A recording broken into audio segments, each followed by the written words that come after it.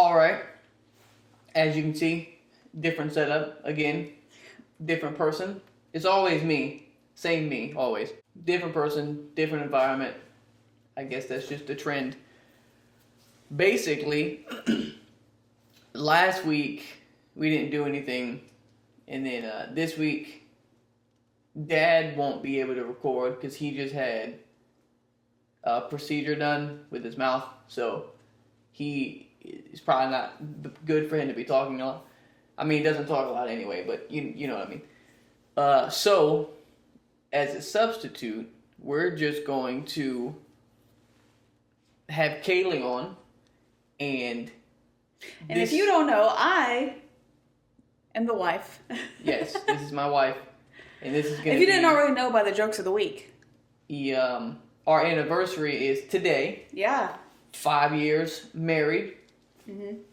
So we decided that we were just going to do an episode about our relationship.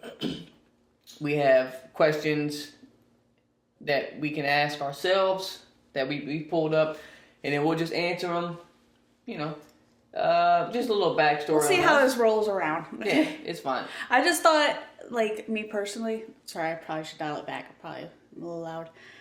I just thought personally that it would be informational towards other young couples, especially young married couples,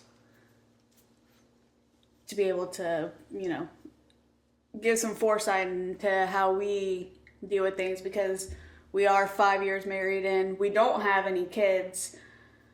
We have a little bit of life figured out, just a little bit. Just a little bit. So, yeah. Yeah, and this episode will also be for Kaylee. She has her own Facebook page, and she'll put that. I have a Scott there. and Kaylee page. It's mainly mine, but it's ours, and I haven't posted on there for a while due to college and just procrastination. You know the usual stuff, life. So this will be a good startup video for that too. Yep. So we'll go ahead and jump in. And like I said, we have some topics. So the first one is the story of how Kaylee and I met. Mm-hmm. Do you want to take it or me? I mean, long story short. Well, do you want the short story or do you want the long story? No, I'll do a short story. Okay. Long story short, we met in 6th grade. And I never really hung out with, like, other girls. Always hung out with, like, other boys. I don't know why. That's just what I did. And he was a part of this friend group that I would go over there and I would ask, can I play? Can I play? Can I play? And of course, no. It was me and the boys, man.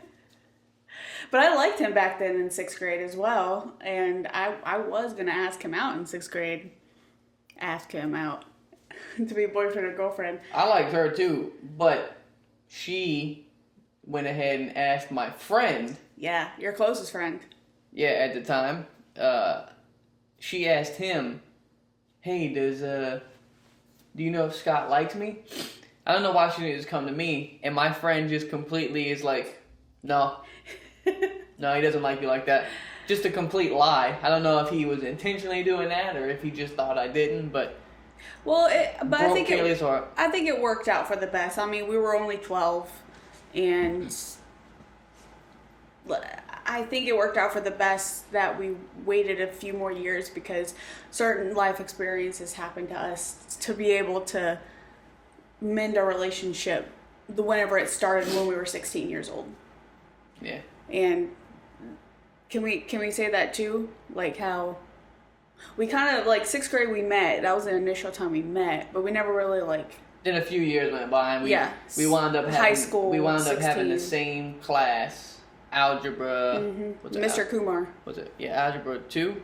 Algebra 1. I think it was just Algebra 1. We were in 10th grade. Yeah, so we wound up... I mean, she would see me in the hall in 9th grade. Yeah. I used to call him Kevin.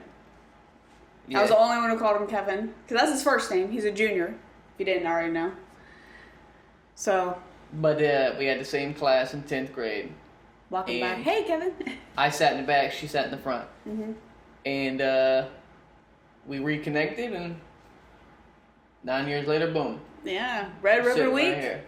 Red Ribbon Week. Yep. I wore my tiger pajamas to school. I was hooked. I saw her in those pajamas. I was hooked on. Yep. Take from that what you will. Men. So it asked about what was our first date.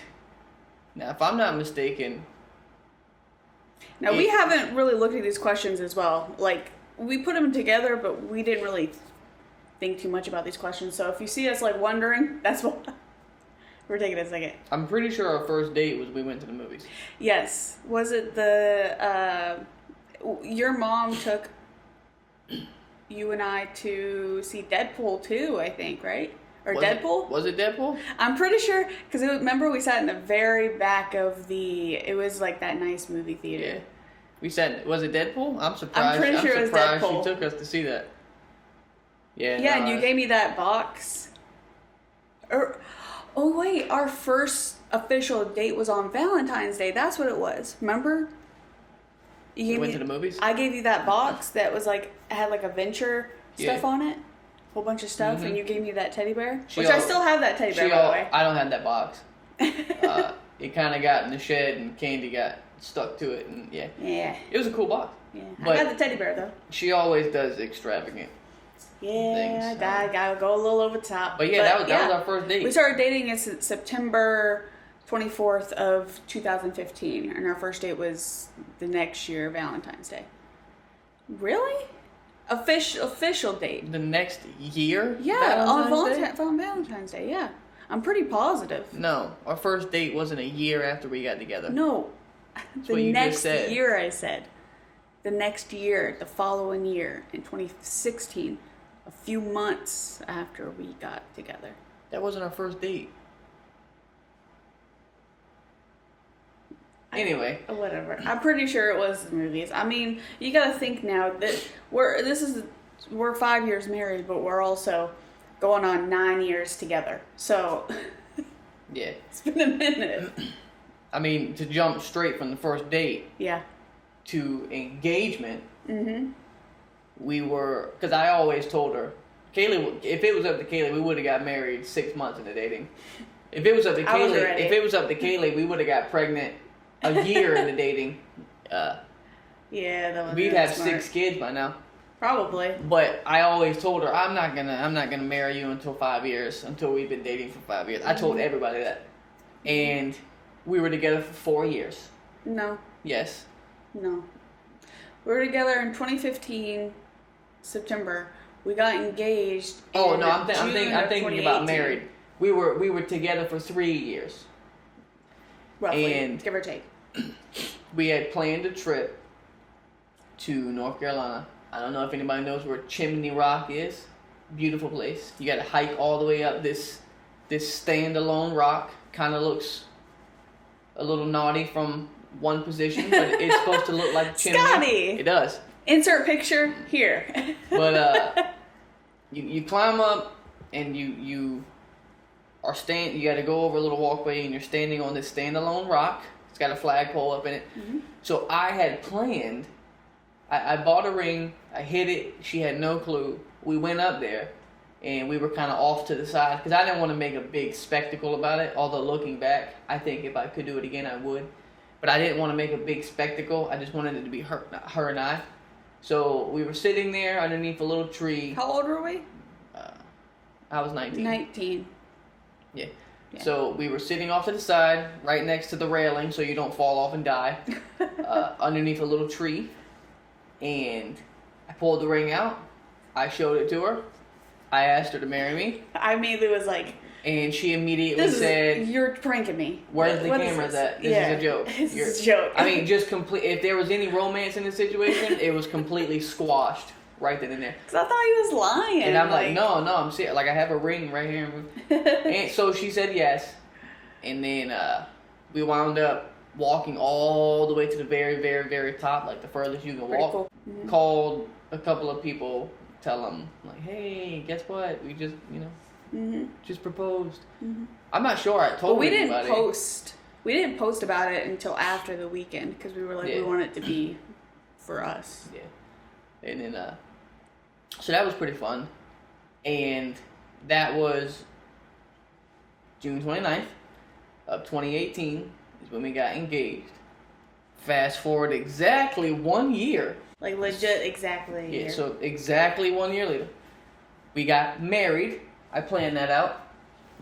Because I figured... No, he did not. He wanted to be engaged for a few years. No, I didn't. Yeah, you did. No, I did not. You did. So I was like, because remember I said we can get engaged and we can be engaged for a few years before I we get did not married. want to stay engaged for a few years. I don't remember, but I'm the one who planned that. Anyway. So I'm like, it's convenient because we got engaged on a Friday and the next year was on a Saturday, which, most weddings happen on Saturday, so. I guess. But planned it. We had our wedding at a vineyard that was not cheap. Not cheap. Because I paid for it. We didn't have... Well, we paid for 2 days. We didn't have the old school, like the dad or the granddad or something pays for the whole wedding. Mm-hmm. Yeah, no. I paid for that. We got a little bit of help. Oh yeah. People helped out. Instead of buying food, catering. Everybody just we had people. Food. We had people that we knew cooked good and all that. Cook and a couple of different people brought a whole bunch of food. We had people volunteer to guide traffic. So we had help. But as far as paying for things, I paid for basically the whole. You paid for a majority. I paid for the decorations. My mother paid for my dress. That's the typical. Yeah. Things. But overall, I can say the wedding experience was very good. I really enjoyed our wedding. If the only thing I didn't like about it was there was a big storm coming. Right after we said our vows, people started gathering to where we were going to commune. And Kaylee and I stayed behind to take pictures. And as we were getting done with our pictures, we felt the trickles. Mm-hmm. So we wound up driving over to the building where everybody else was. Mm-hmm. And off in the distance is just this massive storm coming. So it starts raining, but we're inside. We're having a good time. But people are leaving early because they want to try to beat the storm. Yeah. And so it kind of wrapped up faster than I wanted it to. Mm-hmm. You can't really help that. That's the only thing I wish was different. But overall, it was pretty good. I enjoyed it. Yeah, another thing I wish definitely would have been better was that my mother could have been there. My mom we have kidney stones. It's a family thing. We have kidney stones, and that morning she woke up and had I believe it was an 8mm get stuck, and she had to be rushed to the hospital because she was thrown up. The typical. If you had a kidney stone, you get me. And so she asked the doctors if she could be able to leave the hospital because her daughter's getting married today. She was my maid of honor. So, but she was unable to leave because of risk. So, yeah, that was a little disappointing. We did surprise my mom after the wedding. It was really late. It was midnight. Around that. It was midnight. 1 o'clock in the morning. And the hospital was really nice to let us be able to come in and see her. Who did we substitute your mom for? My mom or Dawn? No, Dawn. My stepmother. Yeah. Mm-hmm. So her stepmom became the maid of honor. And then my dad was my best man. And then my granddad, his dad was behind him. Mm-hmm. But it was nice. It was really nice. I enjoyed it. If I can go back, I would change a couple of things, but yeah, just a few things. But it also you were young. We were 20 when we got married. Also, if you see the lighting change, it's because we have a glass sliding door right behind us, so the sun keeps going in and out of the clouds. So don't worry about that. But moving on to this is the trial and tribulations questions. Ignore that. It's the most challenging time in our relationship is the question. For me, you want to go? You go first. Most challenging time? Yeah. There's been a couple times. Yeah, I don't know if it's exactly one specific. I mean, there was a time where I was very withdrawn, and very rough and aggressive, and like non-loving. That was before we were engaged. Yeah, it was just a phase that I went early through, on. and that was rough. I know that was rough for her. That was after the fact. It was rough for me because I realized how stupid we were it was. we were gonna actually break up. Like I left the house just for him to text me like 2-3 hours later, telling me to come back home. Yeah. Because not to get too much into detail, but I lived with his parents. I moved out of my house at 17 and moved in with him at 17. We were only like 6 months into dating whenever I moved in. So I lived with him. It wasn't just like, hey, let her move in. It was.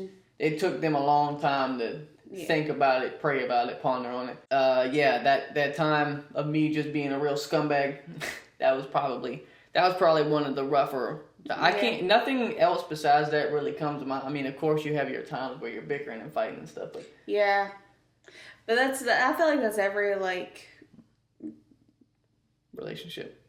Not only relationship, but also immature relationship. Because you have to think, like, we got together when we were 16. We kind of grew to each other. Even mature relationships, they still deal with their. Well, I guess so, but I think it's a little bit harder for younger people. The follow-up question to that is, did it strengthen your relationship? Yes, because it taught me to not be a scumbag. It taught me definitely not what to do and how to act. So, yes, it did strengthen our relationship. How do we deal with conflict is the next question. It's rough. It is rough. But I feel like we have a good handle on that. Like, if we have a conflict, we talk it out. And it's not like a whole day thing. Like, we immediately after the conflict, okay, let's talk this out, get it out, move on. It sounds easy, but like it's not as easy as that. Sometimes it's not. It's just realizing, okay, is this worth it?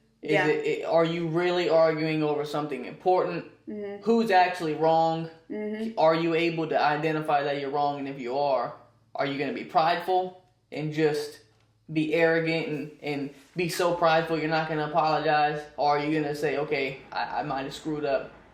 Let me fix this. Let me apologize. I mean, it's being mature. Some people are just very, very, very prideful. They absolutely cannot be wrong. And that is not good for a relationship at all. Yeah, a lot of give and take. And the next one is, has what it means to be a good spouse changed over time to you? Like the definition of a good spouse. Yes. Yeah. Because at first, it used to just be, let me just hold her hand and kiss her, compliment her, tell her she's pretty and stuff. Yeah, but also that goes into like maturing and growing because, while you are a young teen boy, you don't think being romantic and all that. And as a young teen girl, I love the idea of romance and all that. And I had to shape myself too because I just had to realize that Scott. Well, that's not what it means to be a good spouse to me, being romantic. Well, I'm just using that as an example, as an example. But like now, being a good spouse to me is self-sacrifice. It's trying to put my wife above me in almost everything. Also, treating my wife in a respectful and loving manner that is acceptable to God. Just so you know, I'm a Christian. I believe in God. I don't really care what anybody else thinks about it. You can have your opinion if you want to, but I believe men and women have different roles in a relationship according to a biblical relationship. Sue me if you want to, get mad, cry about it, I don't really care. And there, I had to also learn a little bit about that too. Like, for the most part, I feel like I've been pretty good at it, but especially now, I do feel like I'm really good at just submitting. And just so you know, let me clarify. Let's clarify this. A woman who biblically submits to her husband isn't on her hands and knees, kissing his feet, just getting beaten up by him and doing everything. No. Submitting is understanding that your husband leaves the house, that he will literally die for you, because that's what a biblical husband is supposed to. He will put his life on the line for you to protect you. And a biblical woman submits under his authority because she understands that he leads, he will protect her, he will guide her, and he will be there for her under any circumstance. It's the same reason that kids submit to their parents, because they're authoritative. Mm-hmm. They protect them. They love them. They give them what they want and what they need. Like, that's what it means. So before all you people freak out, just so you know also, what it means. Like, even for an example, like the way I explain it to people is that I have an opinion. For example, whenever we go through something, I give my opinion and he takes my opinion into consideration. If he can either, most of the time we pretty much work things out together, but at the end of the day, if he's not okay with something, then answer's no, then it's a no. And really also, you have a sense, or I don't know about other people, but I have a sense of being safe, knowing that I have someone that has my and our best interests at heart and makes decisions for us together. It just makes me feel safe and secure. Yeah, which is my job. Like, that's what I'm supposed to do. So, yeah, being a good spouse has changed now than how I used to think.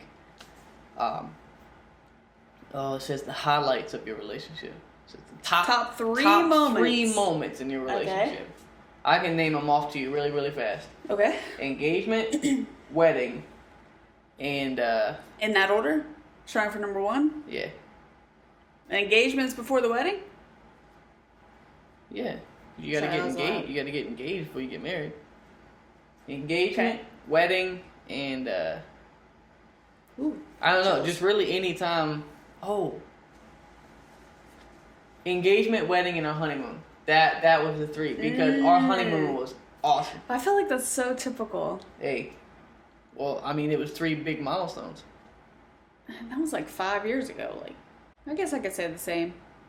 Yeah, I mean, they were each one of them was exciting and fun in its own right. Mm-hmm. Especially the honeymoon, like that was bomb. We weren't gonna have a honeymoon, by the way. No, but then I went to work a week after our wedding, and then I ripped the tip of my finger off, and I was out of work for 3 months. That's a whole other story. We're not gonna get into that. But. So we just took that time to go on a really, really awesome multi-state honeymoon trip. Yeah, we basically just traveled up to New York and hit certain places on the way back home. And it was nice. It was nice. Yeah, we took. Was it 2 weeks? Yes. Yeah. I'd do it. I'd sacrifice another fingertip to do something similar. Dang. What's the favorite thing about each other? Are we keeping this PG or? I mean. What's your favorite thing about me? I'm a narcissist like that. Okay, are we doing physical and also... I think it's just favorite thing in general. In general? Yeah. You're very kind. I was literally going to say the same thing about you. Second thing would be your butt. I like your butt. Second thing would be his eyes. His eyes are really pretty. Sue me. Alright, it's my wife. It is what it is. His eyes are really pretty. They're nice blue. That's what I hope our kids have. Kaylee has pretty eyes when the sunlight hits it, because you can really see like the color. Doo-doo brown. In the shade, they just look like brown. Doo-doo brown. in the light, they're very vibrant. Nah, I hope our kids have my hair and your eyes. I hope they have my dad's skin color. Hey, I can get tan too. I just need to... Yeah, she can get tan, but look at her. Doesn't like to go outside. Whatever. What's the best part about being married in general? Just for me, having someone You know what's funny? I was about to say the same thing. Like even though I was about to say the same thing. though she annoys me sometimes to like want to break everything in this house. For real. It's And vice versa. It's nice to have a person there with you and for you, like at a moment's notice. Talk about things. It's almost like you are my best friend. You know? Mm-hmm. Always having that person there. I think I legit was talking to someone at work the other day, and that came up. I was like, oh, that's what it was. Yeah, someone asked me, because I was like, oh, my 5-year wedding anniversary is this weekend, and she was like, you like being married? I'm like, yeah. Actually, I took a pause. I was like, yeah, actually I do. Because it's so nice having someone else to be. Mm-hmm. Yeah. You know what I'm saying? Yeah, it is. I'm sure. Committed to. I'm sure other people understand what we mean. Yeah. Like, but also, us being young plays a factor as well, because some people our age doesn't want to be held down by another person. You know what I'm saying? See, but that's new age. That's No, I shouldn't say new age. That's no, it is. It's a new way of thinking about marriage, where the younger people nowadays think of marriage as a ball and chain, when that's not what it is. They have a skewed understanding of what marriage is. Yeah. Marriage is having someone that you can spend the rest of your life with, who will be there for you no matter what, and that you can count on. So it's just they have a different understanding of marriage. I don't know where they get it from, but future things are, what is our dream vacation? My dream vacation would go a month-long road trip where everything is paid for. Everything is paid for, and I just get to travel for a month. That's really good. Like in the United States? Yes. Dude, yeah. There's a I'll lot of even stuff narrow in it the down to the United 31 full days of free, all expenses paid for road trip. I'll do the driving. I will. Dude. That's honestly pretty. That would be the highlight. Pretty good. Oh man. I would do that too, but okay, what is like internationally? The dream vacation? Mm-hmm. I'd like to go to Greece. Ooh, that'd be nice. Maybe Paris. See that? I would say. I heard that Paris isn't really that good though. It depends. Like the people are very rude. Well, I've heard people are really nice in Paris. I heard that Paris. On where you go? Yeah, I heard that Paris is like the New York. Well, we had a good time in New York. I guess so. I would say go to Jerusalem, but right now that's probably not a good idea with the whole war going. I'd love to go where Jesus went. That would be nice. Yeah. But I think a full month road trip, all expenses paid. I think Greece is a good idea. I like your Greece idea. Things we still want to achieve as a couple. Okay. Kids. Financial stability. I like how yours is that and mine is kids. You see, we don't have kids right now? We don't have financial stability. Financial stability would be the very first thing on my list. Mm-hmm. Then kids. Mm-hmm.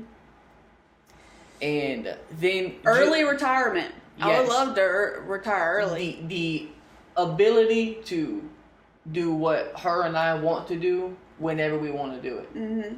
That's not have to worry about money or time. That's probably the ultimate goal for everybody. But I mean, that would really be the end all be all of achievements if her and I, along with our kids, could just do what we wanted without having to stress or worry. That would be really nice. Yeah. Let's see. Here's the advice. This is the last segment. It's the advice segment. Advice given to you. Hold on. What advice would you give your just married selves? Okay, I'll go first. I would tell my just married self to immediately put God first now and not wait till later.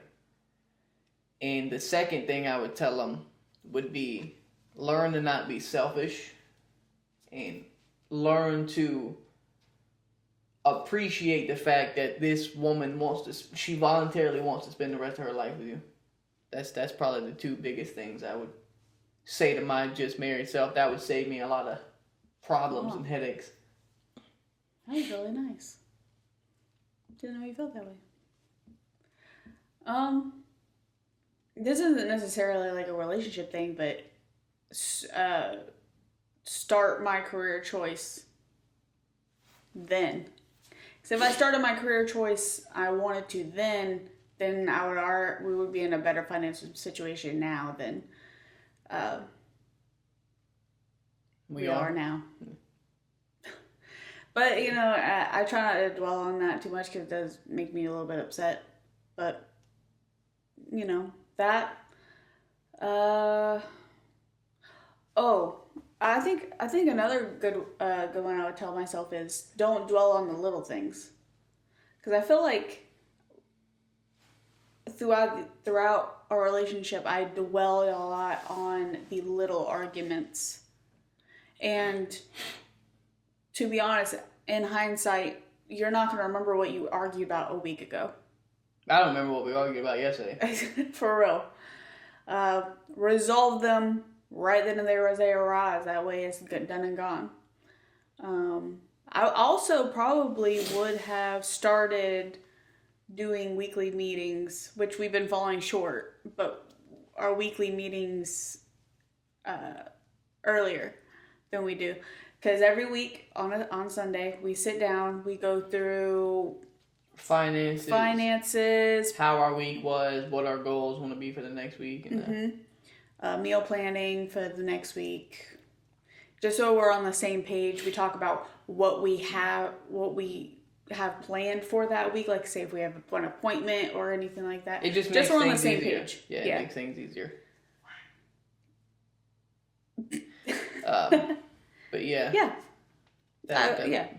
So, what practical things should couples prepare for in marriage? So, what do you mean by practical? Remember I told you. I forgot. Like things that they can use every day. I would say exactly what she just said. Don't stress about the little things. I mean, don't worry about the little. Be prepared to make self-sacrifice. Make sure you try to uplift each other, because it's really easy to knock each other down. It's very easy to pick out flaws. So just be prepared to encourage. Good one. Be prepared to encourage each other. And that's something that we're still learning.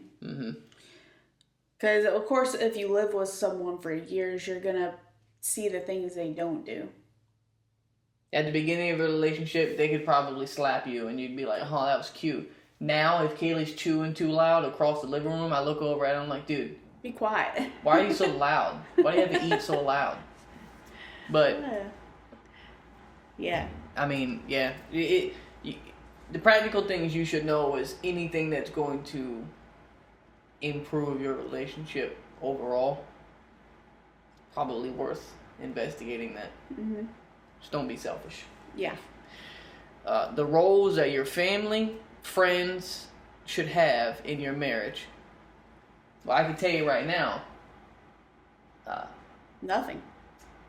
My parents or her parents shouldn't be meddling or sticking their nose in our business. Unless we go to them for advice. Well, yeah, let me clarify. Because they are older, they have more. If they want to give us wisdom do. and advice, that's one thing. But if they're purposely trying to insert themselves into our relationship, no. Dictate what we do. A husband must leave his father and mother and be joined to his wife. That's what the Bible says. It doesn't say, and the mother and father should insert themselves in there. And like, no, we're grown. We're grown adults. We handle things ourselves. Like, I think about it sometimes. I'm like, I'm 25 years old. Like, I understand that, you know, our parents are our parents, but there comes a point where you gotta let it go a little bit. You know what I mean? And like I said, If I go and I ask my dad for advice and he gives me advice, that's one thing. If he sees me struggling or he sees something going on and he just gives me advice, that's one thing. But if he tell us what we should and should not do. Inserting himself in my relationship and he's coming at me about everything and he's you this and that, it's like, no, you stop. I'm a grown man. My wife is a grown woman.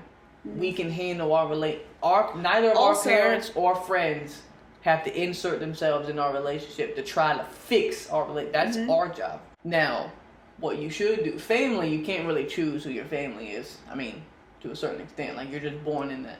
But your friends, I would definitely, if you can, try to put yourself in a friend group that has the same morals and values and beliefs that you do.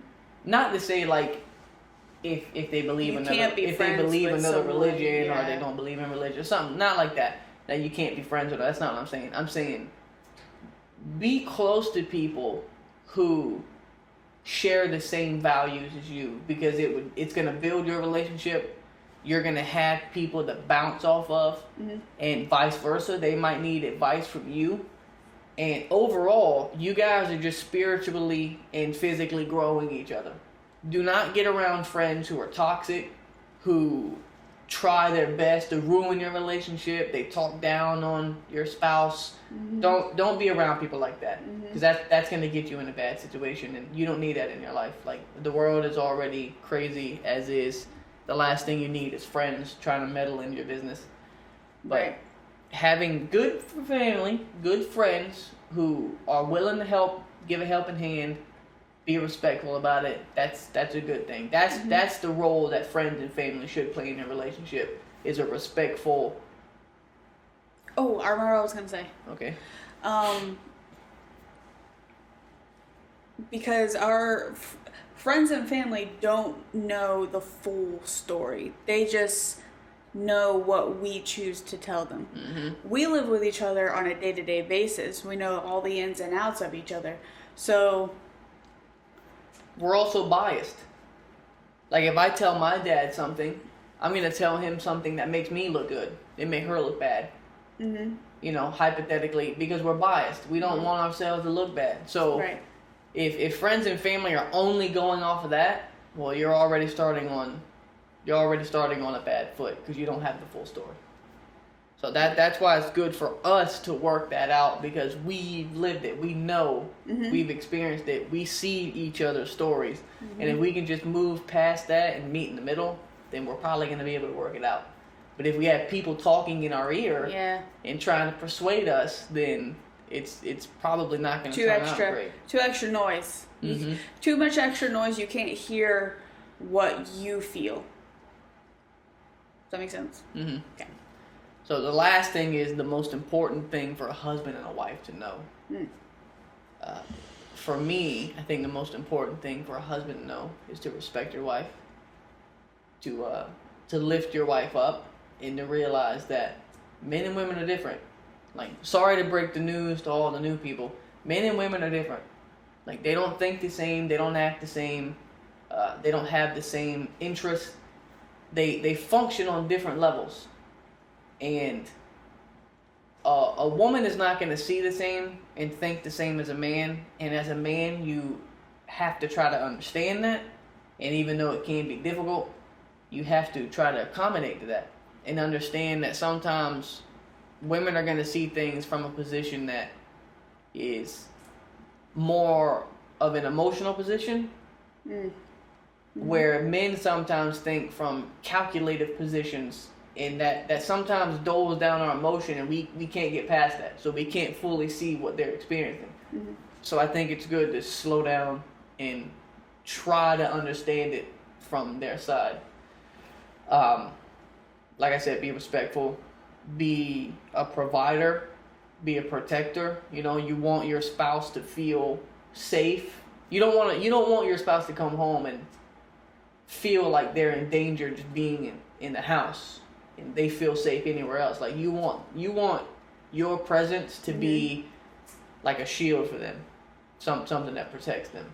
I feel like the most important thing is to just be able to submit respectfully to your husband. Now, if there's abuse involved, obviously that's not what I mean. Get what I'm saying? Mm-hmm. Like if your husband is doing his due diligence, Mm-hmm. and he's filling the role of a husband, is what she means. That submit respectfully to your husband. I'm trying to think if there's. That's like the main one. Other things would just be to just think about the other person, what they would want, what they think is best. Communication. Mm-hmm. Communication. I've heard that a lot growing up. That plays a big role, but I didn't realize how big of a role it was. Communications, and put God first in your relationship. Mm-hmm. And I think another thing to add on is for a wife, like speaking as a man, and like you can do the same. Like as a man speaking to the women, I think a wife should be trying to uplift and encourage her husband to do his best, because I'm sure a lot of people realize, but I think a lot more people don't realize that men, especially today, have such a burden on them, and not burden in the sense of necessarily bad, but they have a weight on them of responsibility. In today's day and age, to be a man is toxic, to be masculine is toxic, so you can't even really be a man's man today without getting targeted and attacked.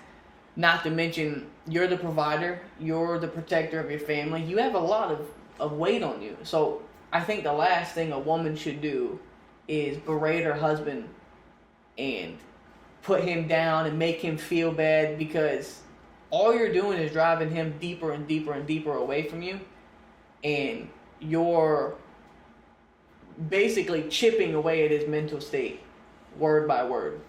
Like men are resilient, but if you put a man in a position where all you do is bash him and talk down on him and talk about his shortcomings, he's gonna reclude in his mind, and he is going to isolate himself from everybody and everything. I was going to add to that, pray for your husbands.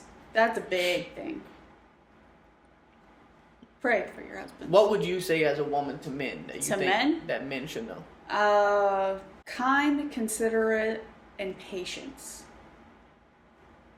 As a woman, you have a lot of things going on in your brain, especially coming from someone who is a woman and has very heightened emotions. Patience goes a long way. Understanding. And I feel like not a lot of people are like me in the sense that how open I am to be submitted to you. Get what I'm saying? Like when we talk to other church folk, not saying names, whenever that kind of conversation comes up, the women are kind of deemed as the final decision maker. Even at your job, when you yeah. Kaylee at her job, when she's told people ask her a question and she goes, "Oh, I have to run it by my husband," and they'll say comments to her like, "You need permission from your husband to do something." It's like it's not permission. Mm-hmm. It's respect. Not only on a physical relationship point of view, but by a biblical point of view as well. Get what I'm saying? Mm-hmm. Also, for men not to take advantage of the fact that if other women are like me and are as who submit, don't take advantage of that. Yeah, don't see a woman submitting to you and then think that she's something to be conquered, or that you can manipulate her to do your bidding. Like you're not a man if you do that. You're doing something incredibly You're wrong. not a biblical man. You're not a man in general. If you're manipulating women, and you're taking advantage of them, you're not a man, dude. Mm-hmm. I don't care what you think. So yes, don't. As a man, don't be scummy to women. I would say, and just respect your other person. Your other, you know, respect your wife. Is a two-way street. So, if you give respect, you'll get respect. I mean, you should give respect to people who don't even respect you. Yeah. Biblically speaking, I know a lot of people aren't biblical, but biblically speaking, you should give respect to those who don't even respect you. But how much more respect will you get in return to someone if you do respect them and they respect you? What is that? Isn't there a verse in the Bible that says, love your wife as God loves the church, or something like that? Mm-hmm. There you go. There's my advice. So, I mean, that's it. That's all the things we have. I mean, this episode has been pretty long anyway, but just a little something to fill in the time while Dad. And a snippet like into our relationship, because not a lot of people know like a lot, and we have changed a lot over the years. I used to be ugly. I used to be skinny, but we went through a lot over the years. So I feel like even though we are quote unquote young, we're 25, but we're young married in consideration that we got married at 20. So plus, if somebody else our age or younger than us watches this and gets inspiration from it, that'd be awesome. I mean, that is just a good consequence of this. But we just wanted to do this as just a little info in our lives, because you see her, also and just like me. A celebration of our anniversary. Our anniversary, And 5 years. I mean, some people are like, "Oh, 5 years, they don't know." Well, you got to get to 5 before you get to 20. That's right. So one step at a time. And this will give Dad a little more time to recover from his mouth surgery. So we will see you again next time for my podcast, for Kaylee's page. Welcome back. Yeah, welcome back. If you've gotten this far into the video and you're on the Scott and Kaylee page, and if y'all can I shout out my Facebook page on your podcast? The name will be inserted. Scott and Kaylee, right here. Scott and Kaylee. That is the Facebook page that I mainly run, but he also posts stuff on there too, because it's Scott and Kaylee. Yep. Yeah. So, thanks for watching. If you did watch, maybe this will get a whole 3 views. I don't know. Maybe it'll get 15,000. Who knows? But thank you, and hope you have a good day. Hope you learned something. Feel free to give us advice too in the comments if you want. Yeah. And like, comment, subscribe. I wanted to say that. We will catch you later.